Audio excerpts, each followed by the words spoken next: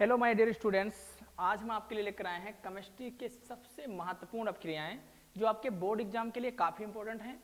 हर साल इन अपक्रियाओं में से कुछ क्वेश्चन आपको बोर्ड के पेपर में देखने को मिल सकते हैं। तो एक तरीके से ये अपक्रियाएं आपके लिए काफ़ी महत्वपूर्ण हैं। यदि आप पूरी तन्मयता के साथ हमारे साथ जुड़कर इन्हें पढ़ते हैं, इन्हें प्रिपेयर करते हैं, तो कहीं ना कहीं आपके मार्क में ये 2 से 4 नंबर का इजाफा जरूर करेंगे। ठीक है, तो आइए सबसे पहले अगर मैं शुरू करूं उससे पहले मैं बता दूं कि क्या क्या चीज़ें मैं आपको पढ़ा चुका हूं, और ये जो अपक्रियाएं आज मैं आपको बताने वाला हूं कहीं ना कहीं उसी टॉपिक से, उसी लेसन से और पढ़ाई गई चीज़ों से रिलेटेड है। ठीक है, सभी महत्वपूर्ण अपक्रियाएं जो बोर्ड एग्जाम में आपके हर साल यहाँ आती है, लिखना है या फिर आते हैं, आती है या फिर आपको लिख देना है कि आते हैं। ठीक, अब कौन कौन सी वो इंपॉर्टेंट अपक्रियाएं हैं देखते हैं हम। सबसे पहली इंपॉर्टेंट अपक्रिया जो हमारी है वो है बुटज अपक्रिया। सबसे पहली इंपॉर्टेंट अपक्रिया हमारी है उसको बोलते हैं बुटज अपक्रिया। दूसरी जो अपक्रिया हमारी है उसको बोलते हैं बुटज फिटिंग अपक्रिया। तीसरी जो हमारी अपक्रिया है उसको बोलते हैं सिमिट अपक्रिया। कौन सी अपक्रिया? सिमिट अपक्रिया। फोर्थ जो हमारी अपक्रिया है उसको बोलते हैं कार्बिल एमीन अपक्रिया। पांचवी हमारा है विलियमसन संश्लेषण या अपक्रिया। फिफ्थ है आपका कैनिजारो अपक्रिया और सेवंथ है आपका रोजेनमोंड। यानी ये जो 7 महत्वपूर्ण अपक्रियाएं दी गई हैं आपको, मैं गारंटी के साथ कह सकता हूं कि आपको एग्जाम में इनमें से कुछ अपक्रियाएं, 3 अपक्रियाएं देखने को मिल सकती हैं। तो इसलिए आप थोड़ी तन्मयता के साथ धैर्य बनाकर इन्हें समझिएगा, सुनिएगा और देखिएगा। ठीक है, आइए शुरू करते हैं। सबसे पहली अपक्रिया हमारी कौन सी है? सबसे पहले आपकी है बुटज अपक्रिया। कौन सी अपक्रिया है आपकी? बुटज अपक्रिया। अगर मैं किसी एल्किल हैलाइड की सोडियम धातु के साथ क्रिया शुष्क ईथर की उपस्थिति में कराने पर एल्केन का निर्माण होता है। किसका निर्माण होता है? एल्केन का। आइए देखते हैं इस अपक्रिया को और इसके बारे में जानते हैं। अगर मैं बात करूं किसकी, कह रहा है एल्किल हैलाइड। चलो भैया ले लिया आपका एल्किल हैलाइड। ठीक, किसके साथ रिएक्शन कराना है? सोडियम के साथ। किसकी उपस्थिति में? शुष्क ईथर। ईथर का फॉर्मूला क्या होता है?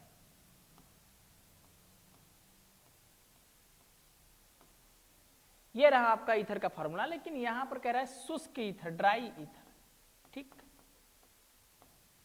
शुष्क ईथर की उपस्थिति में यदि एल्किल हैलाइड की अपक्रिया सोडियम धातु के साथ कराई जाए, यहां मैं इसको बैलेंस करने के लिए यहां भी 2 ऐड कर दूंगा, यहां भी 2 ऐड कर दूंगा।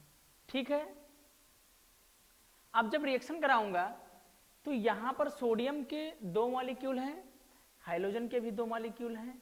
तो सोडियम के 2 मॉलिक्यूल अगर हाइड्रोजन के साथ मिलेंगे तो क्या बना लेगा? Sodium halide. क्या बना लेगा? सोडियम हैलाइड के 2 अणु बन जाएंगे। और मैंने एक बात आपको यहाँ स्पष्टतम रूप में बता दी है कि X का मतलब होता है क्लोरीन, फ्लोरीन, ब्रोमीन या फिर आयोडीन। ये 4 चीजें X के अंतर्गत आपकी आती हैं। क्लोरीन, फ्लोरीन, ब्रोमीन और आयोडीन आपका बन गया सोडियम हैलाइड।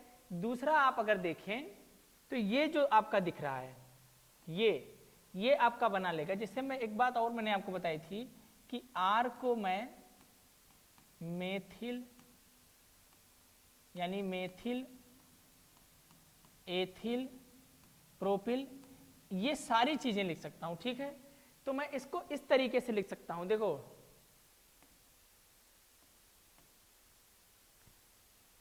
ये प्रोडक्ट आपका थोड़ा इधर बनाऊं, ये आपका बन गया सोडियम हैलाइड और हाइड्रोकार्बन बन गया। किस तरीके से हाइड्रोकार्बन बना ये जानिए। अगर मैं इसको CH3 लिख दूं,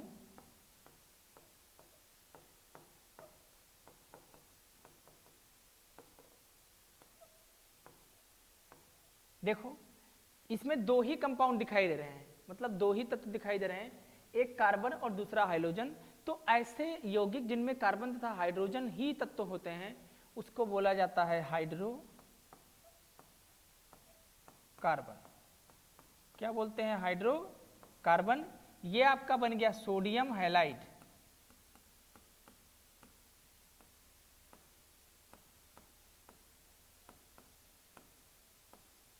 ये सोडियम हैलाइड, ये हाइड्रोकार्बन, ये आपका एल्किल हैलाइड है।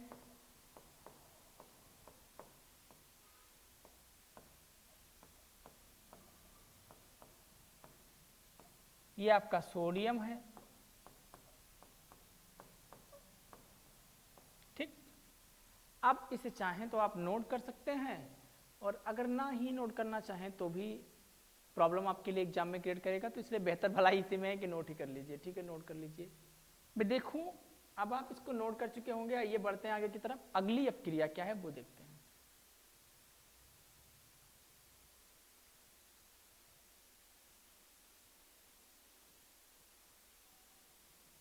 बुटस फिटिंग अपक्रिया। देखो फिटिंग अपक्रिया क्या है, इसमें देखिए यहां पर मैं दो चीजें लूंगा। देखो एल्किल हैलाइड का एरिल हैलाइड से, अब देखिए फिटिंग कैसे करता हूं मैंने। ठीक है, देखो कह रहा है एल्किल हैलाइड, मैंने ले लिया एल्किल हैलाइड। ठीक, उसकी अपक्रिया किसके साथ कह रहा है, एरिल हैलाइड। मतलब ये आपका एल्किल हैलाइड हो गया और ये हो गया एरिल हैलाइड।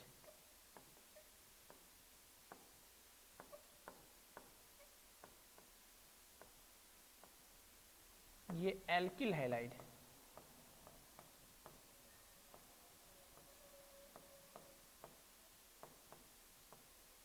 ठीक, ये आपका एरिल हैलाइड और ये एल्किल हैलाइड। किसके साथ रिएक्शन कराना है आपको, सोडियम के साथ। किसकी उपस्थिति में, ईथर। कौन सा ईथर, शुष्क ईथर। देखो क्या बनेगा, ये वाला जो C6H5 है ये इस मेथिल ग्रुप से जुड़ेगा और बना लेगा आपका टालुइन।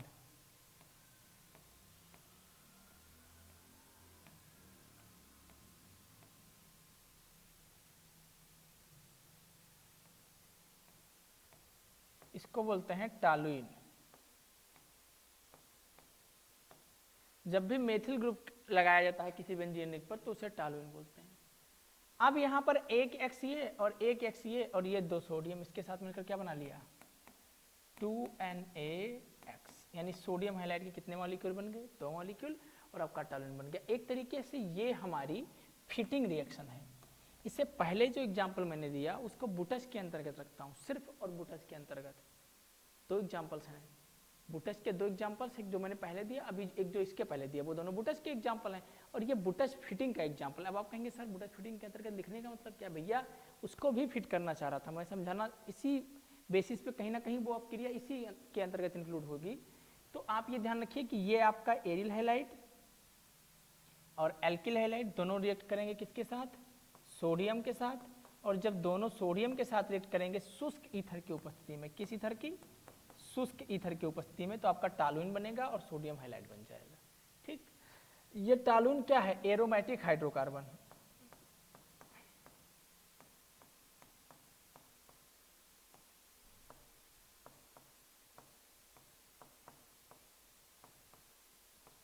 ठीक, एरोमेटिक क्यों है, क्योंकि यहाँ कार्बन कार्बन के बीच में डबल बॉन्ड लगा है, यही कारण है इसके एरोमेटिक होने का। अब आप इस एग्जाम्पल को भी नोट कर सकते हैं। ठीक है, बढ़ते हैं आगे की तरफ। अब आप नोट कर चुके होंगे। अगला हमारा है, यह प्राइमरी एमीन बनाने की विधि है। कौन सा एमीन बनाने की, हाँ, प्राइमरी एमीन बनाने की विधि है कार्बोक्सिलिक अम्ल। कौन सा अम्ल, कार्बोक्सिलिक अम्ल की अपक्रिया हाइड्राजोइक एसिड के साथ सांद्र H2SO4 की उपस्थिति में 0 डिग्री सेल्सियस कराने पर मेथिल एमीन प्राप्त होता है। देखो मैं रिएक्शन करा के आपको दिखाता हूँ क्या क्या है और कैसे कैसे है। सबसे पहले क्या लेना है, कार्बोक्सिलिक एसिड। कार्बोक्सिलिक एसिड का फॉर्मूला होता है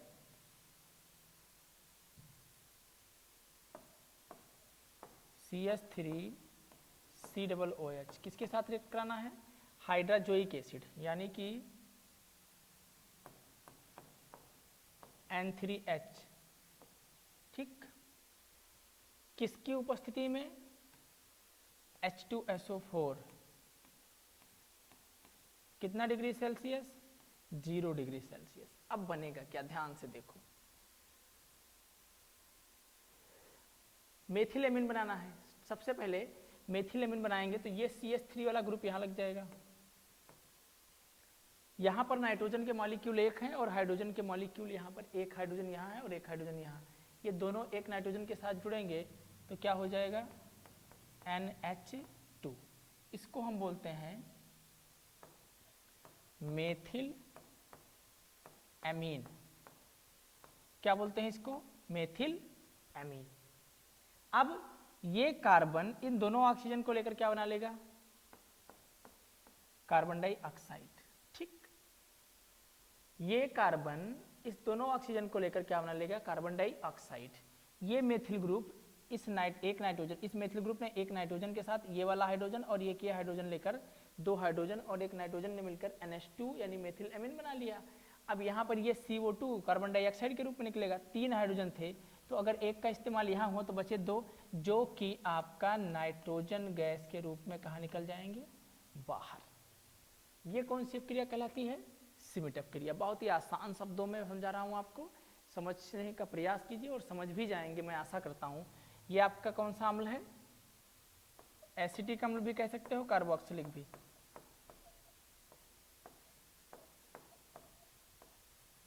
ये हाइड्रोक्लोरिक लिखा ही है, ये मेथिल एमीन और ये कार्बन डाइऑक्साइड और ये नाइट्रोजन गैस, ठीक है। अब आप इसे नोट कर सकते हैं। बढ़ते हैं आगे की तरफ। अगला है कार्बिल एमीन। देखो एसिल एमीन को क्लोरोफार्म के साथ, एसिल एमीन यानी एथिल एमीन होना चाहिए यहाँ पर एथिल एमीन को क्लोरोफार्म और अल्कोहलीय पोटेशियम हाइड्रोक्साइड के साथ गर्म करने पर एथिल आइसोसाइनाइड, जिसको हम एथिल कार्बिल एमीन भी बोलते हैं, ठीक है, बनता है, जिसकी गंध आरुचिकर होती है, मतलब अच्छी नहीं लगती है, एकदम बैड स्मेल, ठीक है। सबसे पहले एथिल एमीन लेते हैं। देखो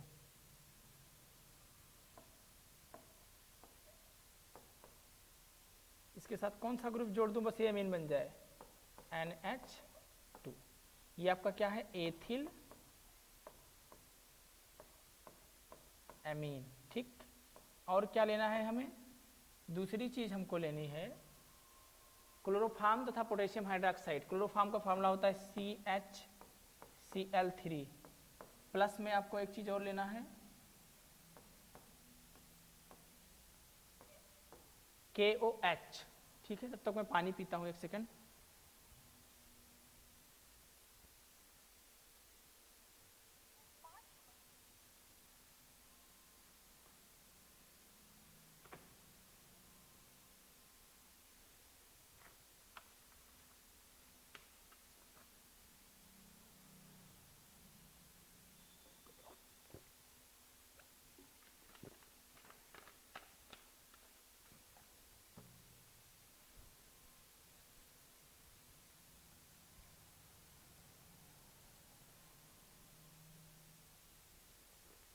ये क्या है? क्लोरोफार्म। ये पोटेशियम हाइड्रोक्साइड, इसको बोलते हैं पोटेशियम हाइड्रोक्साइड।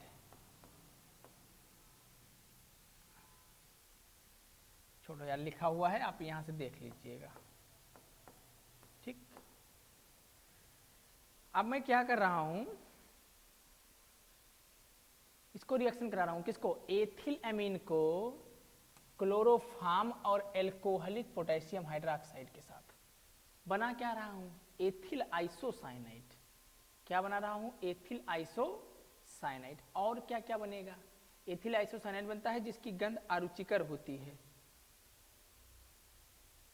यहां पर 3 मॉलिक्यूल लूंगा, ठीक।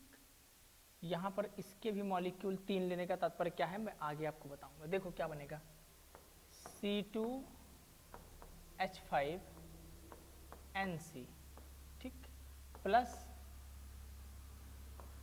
3 मॉलिक्यूल 3 पोटेशियम और ये 3 क्लोरीन क्या बना लेगा 3KCl प्लस यहाँ पर 3 हाइड्रोजन ये हैं और 2 और 1 ये 3 हाइड्रोजन, यानी 3 ये और 1 4 और 2 6 हाइड्रोजन को क्या लिख सकता हूँ 3H2 और यहाँ पर 3 ऑक्सीजन के मॉलिक्यूल क्या होने लगा 3H2O।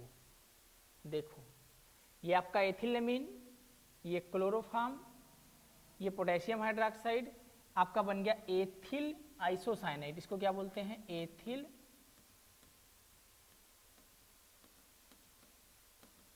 आइसो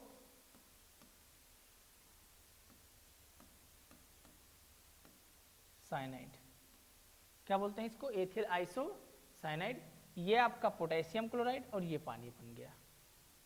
अब ये जो अपक्रिया है ये कहलाती है carbylamine, the most important अपक्रिया। ये मोस्ट इंपॉर्टेंट है आपके लिए एग्जाम की दृष्टि से, ठीक है। अब आप इसे नोट कर लीजिए।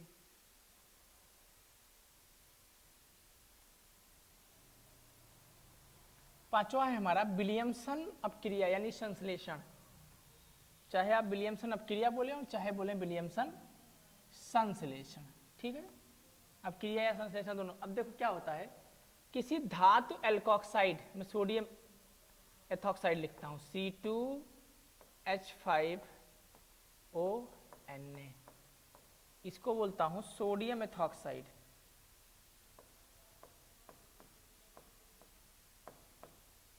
सोडियम एथॉक्साइड, ठीक। और इस सोडियम ऑक्साइड को एल्किल हैलाइड के साथ, एल्किल हैलाइड के साथ गर्म करना है। ये रहा आपका एल्किल हैलाइड, ठीक। ईथर प्राप्त करना, गर्म करके क्या प्राप्त करना ईथर प्राप्त करना, विलियमसन संश्लेषण कहलाता है। ये आपका सोडियम एथॉक्साइड, ये तो आप ऑलरेडी जानते ही हैं एल्किल हैलाइड है। अब इसको जब गर्म करेंगे, अब उदाहरणार्थ सोडियम एथॉक्साइड को एथिल आयोडाइड, एथिल आयोडाइड ले लेता हूं भैया जैसी आपकी इच्छा,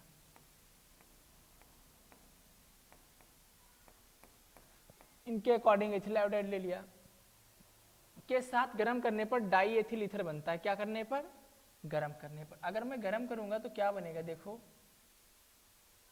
ये C2H5O, यहां से ये जो मॉलिक्यूल है इस C2H5 के साथ जुड़ेगा और क्या बना लेगा C2H5O C2H5। इसको बोलते हैं डाई एथिल ईथर, क्योंकि एथिल की संख्या कितनी है, एथिल ग्रुप की संख्या 2, तो क्या बोलेंगे डाई एथिल ईथर, ठीक। ये आपका आयोडीन, ये आयोडीन और ये सोडियम मिलकर क्या बना लेंगे सोडियम आयोडाइड। क्या बना लेंगे सोडियम आयोडाइड। ये जो अपक्रिया आपकी है विलियमसन अपक्रिया कहलाती है। ये भी कहीं ना कहीं मोस्ट इंपॉर्टेंट है एग्जाम के लिए। ये एथिल आयोडाइड, इतना ही भाग जुड़ेगा इसका, ये यहां से लेकर यहां तक का ये भाग इसके साथ जुड़ेगा और क्या बना लेगा एथिल डाई एथिल ईथर। ये सोडियम इस आयोडीन के साथ सोडियम आयोडाइड बना लेगा।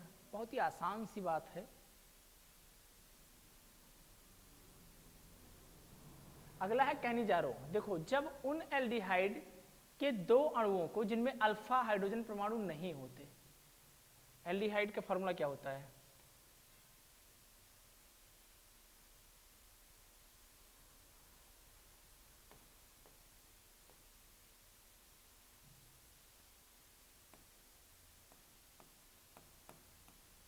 ये एल्डिहाइड है आपका, ठीक। अब अल्फा हाइड्रोजन परमाणु नहीं, इसका मतलब क्या, देखो भैया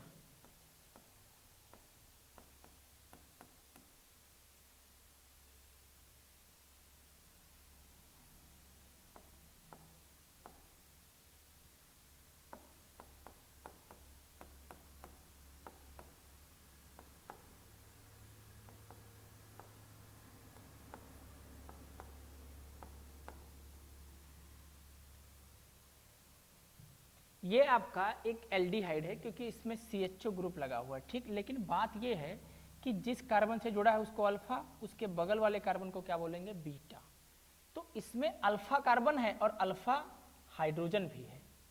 तो ये क्या कह रहा है, इसमें देखो ये एक एल्डिहाइड ग्रुप लगा हुआ, तो एल्डिहाइड प्रोपेनॉल्डिहाइड है क्योंकि कार्बन की संख्या 3 है। लेकिन ये वाला कार्बन जो ये एल्डिहाइड ग्रुप है, जिस कार्बन से जुड़ा उसको अल्फा, उसके बगल वाले को बीटा, अगर इधर भी एक कार्बन होगा तो उसको गामा नाम दे देंगे। अब अल्फा कार्बन से जुड़े हुए हाइड्रोजन को क्या बोलेंगे, अल्फा हाइड्रोजन।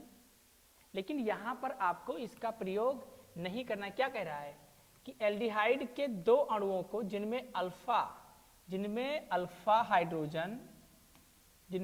हाइड्रोजन परमाणु नहीं होते, कास्टिक क्षार के साथ सांद्र विलयनों के साथ गर्म करके क्रिया कराने पर एल्डिहाइड का एक अणु अल्कोहल में अपचयित हो जाता है तथा दूसरा अणु अम्ल में ऑक्सीकृत हो जाता है, तो यह अपक्रिया कैनिजारो अपक्रिया कहलाती है। कौन सी अपक्रिया कहलाती है, कैनिजारो। देखो दो अणु बनेंगे तो एक अणु, अब मैं इसको इरेज कर सकता हूं,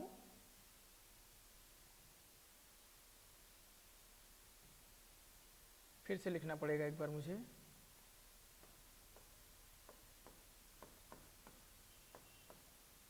क्या इसमें कोई अल्फा हाइड्रोजन है, नहीं, क्योंकि इधर कोई कार्बन ही नहीं लगा है, तो ये ग्रुप किससे अटैच होगा, किसी भी कार्बन से नहीं। इसमें अल्फा हाइड्रोजन नहीं, किसके साथ रिएक्शन कराना है इसको, कास्टिक क्षार प्लस NaOH, ठीक। अब क्या कह रहा है, विलेन के साथ क्रिया कराने पर एल्डिहाइड का एक अणु अल्कोहल में अपचयित हो जाता है। किसमें अपचयित हो जाता है, अल्कोहल में, तथा दूसरा अणु अम्ल में रूपांतरित हो जाता है। किस प्रकार, ये जो अपक्रिया है किसकी उपस्थिति में हो रही है, इसके दो मॉलिक्यूल, इसके भी कितने मॉलिक्यूल, दो मॉलिक्यूल। तो पहले तो आपका मैं बना दूं अल्कोहल, और फिर दूसरा मॉलिक्यूल क्या बनाऊंगा,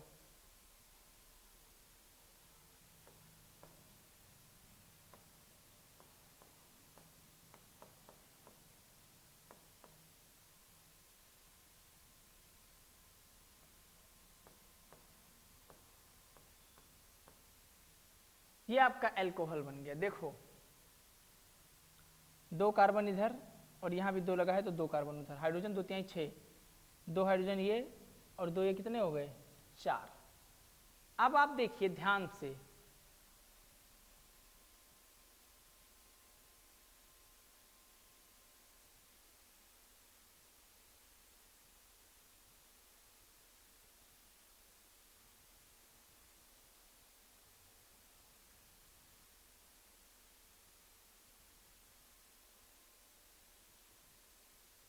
इसको बोलते हैं फॉर्मेल्डिहाइड। क्या बोलते हैं, फॉर्मेल्डिहाइड। ये तो आपका कास्टिक सोडा ही है।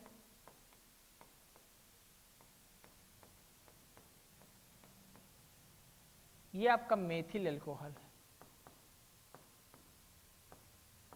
क्या बन गया,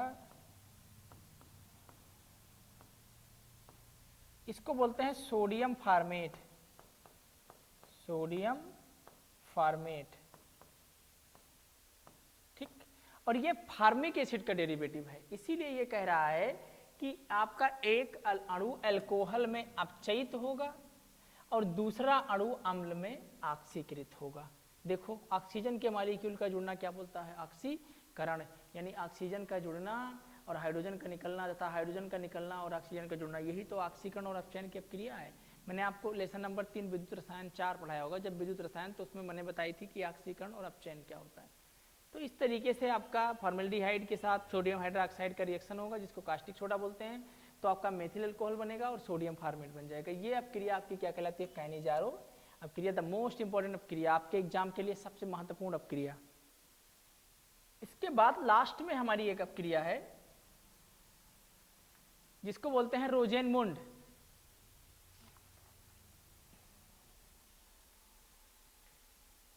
वह अपक्रिया जिसमें एसिड क्लोराइड का पीडी या फिर बेरियम सल्फेट उत्प्रेरक उबलती हुई जाइलिन की उपस्थिति में हाइड्रोजन के साथ अपक्रिया होगी, हाइड्रोजन कहलाती है, गलत प्रिंट किया गया है, हाइड्रोजन के साथ अपक्रिया होगी। इसका प्रयोग एल्डिहाइड के निर्माण में होता है। देखो मैं एसिड क्लोराइड लिखूं आपको, CH3 C double bond OCl, इसको बोला जाता है एसिल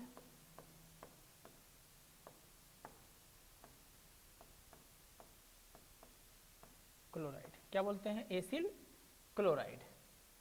किसके साथ रिएक्ट कराना है,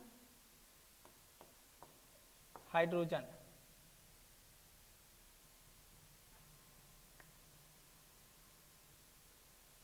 किसकी उपस्थिति में,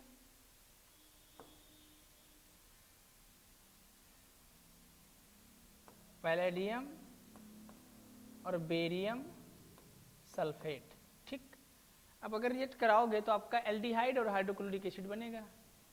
कैसे बनेगा एल्डिहाइड, देखो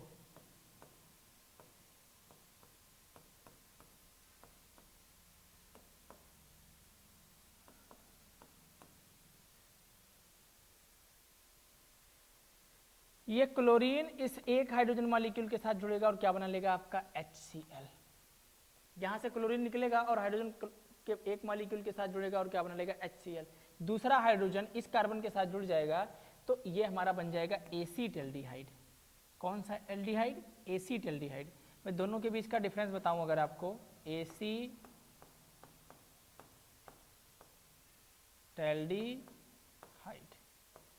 ये आपका हाइड्रोक्लोरिक एसिड बन गया।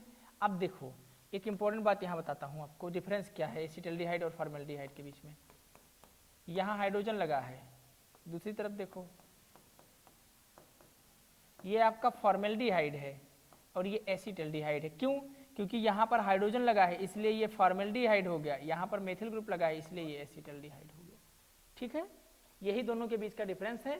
तो ये कंपाउंड्स आपका बन जाएगा। कहीं ना कहीं ये क्रिया आपके लिए एग्जाम की दृष्टि से काफ़ी महत्वपूर्ण है। और आज के इंपॉर्टेंट सेशन को मैं यहीं पर समाप्त करता हूँ। आशा करता हूँ कि आई होप मेरी बात आप अच्छे से समझ गए होंगे और इन्हीं रिएक्शंस को आप काफ़ी अच्छे ढंग से तैयार करिएगा, क्योंकि मैं एकदम गारंटी तो नहीं ले सकता, लेकिन भैया जितना मेरा अनुभव कह रहा है उसमें से मैं कह रहा हूँ कि इन 7 अपक्रियाओं में से कम 3 से 4 अपक्रियाएं आपको एग्जाम में देखने को मिलेंगी मिलेंगी मिलेंगी। समझ में आ रही है मेरी बात। तो आज का सेशन ही समाप्त करते हैं। तब तक के लिए जय हिंद। मिलेंगे नेक्स्ट वीडियो में नई ऊर्जा और नई उम्मीद के साथ। तब तक बने रहिएगा हमारे साथ।